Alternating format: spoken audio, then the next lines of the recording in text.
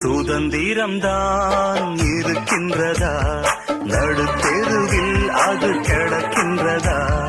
பெண்கள் நிலை இன்று என்ன கடச்சரக்கா? கண்ணகியும் வந்த மண்ணில் இந்த கிருக்கா? பெண் பேரில் இங்கே ஆலயம், பெண் பாடு ஏனோ கேவலம். என் உள்ளம் என்ன தாங்குமா? என் துப்பாக்கி என்ன தூங்குமா? காக்கிச்சட்டை மன்னவரே, கைதடுங்கள் காவலரே. போனாளே நம் பொட்டக்குருவி, பறந்தாளே நம் சிட்டுக்குருவி.